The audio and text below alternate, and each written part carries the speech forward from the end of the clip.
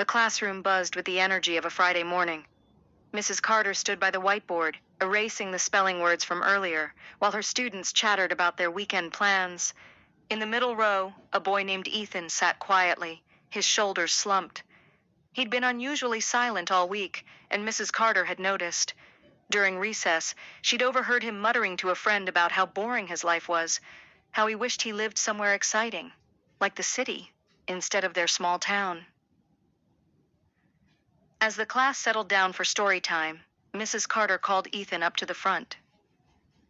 "Ethan," she said kindly, "you've seemed a little down lately. Want to tell me what's going on?" Ethan shrugged, scuffing his shoe against the floor. "I don't know. Everything here is so plain. My cousin lives in the city, and he's always doing cool stuff, going to movies, eating at fancy places. I just feed the chickens and do chores. It's boring." Mrs. Carter nodded thoughtfully. "I see. Well, I've got a story that might help.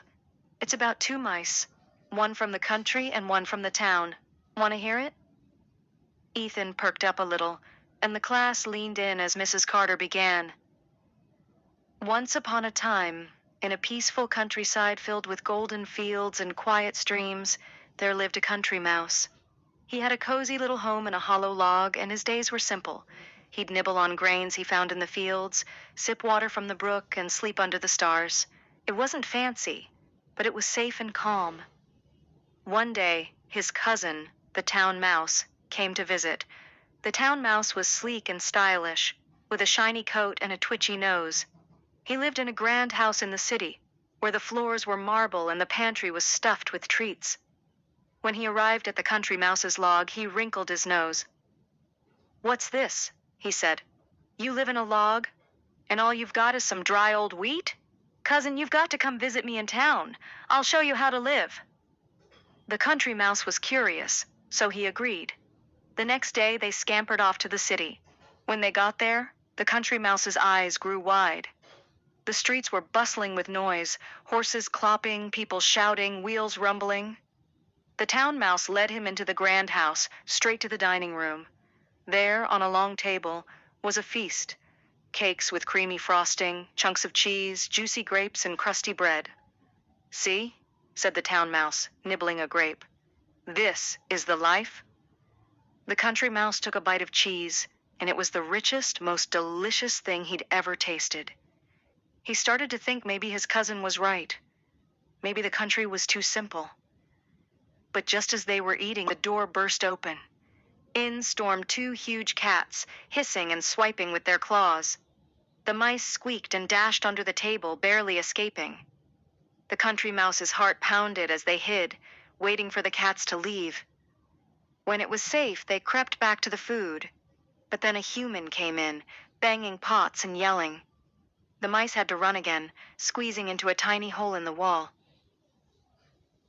"Is it always like this?" the country mouse asked, trembling. The town mouse shrugged. "Oh, you get used to it. Danger's just part of the excitement." But the country mouse didn't feel excited. He felt scared. That night, he couldn't sleep, jumping at every creak and shadow.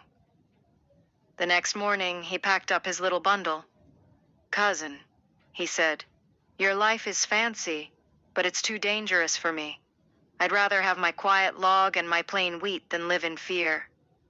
And with that, he scampered back to the country, where he lived happily ever after. Mrs. Carter looked at Ethan.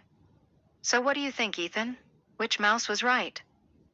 Ethan scratched his head. "I guess. The country mouse liked what he had, even if it wasn't exciting. The town mouse liked the fancy stuff, but it came with all those risks." "Right," Mrs. Carter said. The country mouse realized that peace and safety were worth more to him than excitement and danger.